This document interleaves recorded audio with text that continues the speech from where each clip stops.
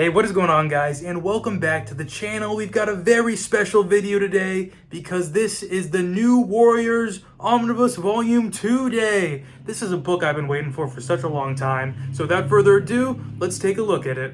So here is the cover of the book, and I went with this cover because I'm a huge Firestar fan. From her spot originally on the Hellions to her spot on the New Warriors, she's such a cool character, and I love whenever I get to see some of her. Here is the spine of the book, and as you can see here, we've got a little image of Speedball, another really cool character who's a member of the New Warriors. New looks, new teammates, new wrongs to right, and then another awesome image of Firestar here, and what I always like that Marvel does with some of these is when they showcase all the issues collected in the omnibus. Alright, so before I get into my thoughts on this book, let's talk about what's actually collected in here. So this collects New Warriors 27 through 53, New Warriors Annual number 3 and 4, Night Thrasher for Control 1 through 4, X-Force number 32 and 33, Night Thrasher number 1, and then 11 through 12, and then Nova number 6 through 7, New Warriors Ashcan Edition number 1, material from Marvel Comics Presents 122 and 159 through 163, and Marvel Holiday Special number 2. So I think it's no secret to those on this channel that I'm a huge fan of the original New Warriors Omnibus, and so I just want to mention right off the bat, if you're somebody who's interested in getting into the New Warriors, then I would highly recommend picking up the first omnibus first if you can. If not, I would try to find a way to read it somewhere else like Marvel Unlimited, but in the worst case scenario, I think reading Omnibus Volume 2, you can still get at what is the heart of the New Warrior. You can still understand a lot because they explain a lot of these things. You'll just miss on some early pivotal story moments that are sort of playing out further here, but still would probably be a really enjoyable read because I think this is just such a fantastic comic book collaboration between the artists, the writers, everyone who worked on this was just at the top of their game, really. Part of what I think is so enjoyable to me about the New Warriors is that it's essentially this adolescent teen story about growing up, but it's kind of like the New Mutants, what I like about that, in the sense that they just throw everything at these teens, so they really have to grow up and adapt to their situations pretty fast. It's essentially about exploring the gray areas of life and highlighting the courage that it takes to make truly difficult decisions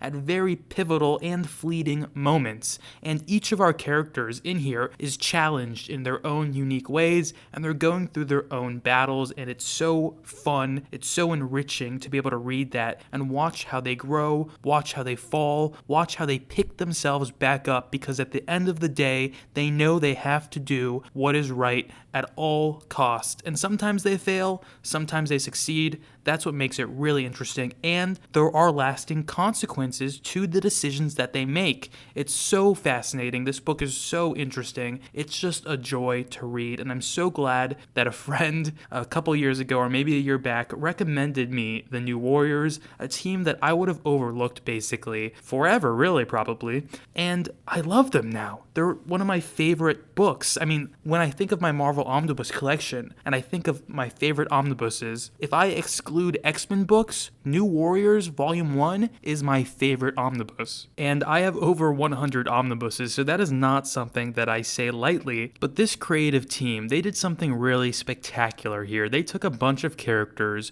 who were in other books and maybe not working too well, like Speedball, Marvel Boy, Firestar, Namorita. They took all those characters and really did the legwork on fleshing them out and making them feel so real. I mean, I never thought I'd be so invested in Speedball and his relationship with his father and trying to rebuild that. It's just amazing. From what I'd seen of him before, he was always just this kind of goofy little character, and he is goofy in this, but there are really heartfelt and emotional moments in there too. And that goes for all the characters. Like, let's look at Richard Rider for a second, Nova. He is someone who is terrified of losing his powers and not being able to protect the people he loves. It is one of his greatest fears, not being able to help them. And in this story, those notions get challenged multiple times, and he's not able to be everywhere at once as much as Nova would like to be. He's such a fantastic character. I really like his heart and his courage and his bravery and his just moral compass. And with all of that, he's still a teenager, and he's still dealing with teen angst and, problems with his romantic life, problems with his social life, trying to balance all of these things like many of the New Warriors are. There are some new additions to the team that joined in the last book but really got to shine here too. For example, one of my favorites that I liked reading about throughout this book was Rage, who is this 14-year-old boy who's basically stuck in the body of a much older, stronger man. And so he looks like a man, he looks like a pretty ripped man, but he's still a kid and he's trying to make these tough decisions and terrible, terrible things happen to him. And he's trying to balance all of that. His life has gone haywire, but at the end of the day, the new warriors are there for him. They're his family, they've got his back, and that is something that I love about these comics too. Team stories like this one, like the X-Men and the New Warriors and the New Mutants, it's all about found family, which I think at times can be almost more beautiful than your native family. I mean, these are people from wildly different backgrounds who all came together to try and make a net positive impact on the world, and it gets messy sometimes. Things aren't that easy. Like I said, this is about a lot of gray areas, but at the end of the day, their goal is so noble and these characters are so special and they just mean a lot to me, and I think they mean a lot to a lot of people. So I applaud the creative team behind this book because it's just spectacular. Fabian, Bagley, and Robertson just did such a beautiful job with this book, and they handled the stories and the characters with the care that they really needed to make it shine. Also, I will mention I was really impressed with the first omnibus for how progressive some of the stories were for when it was being written.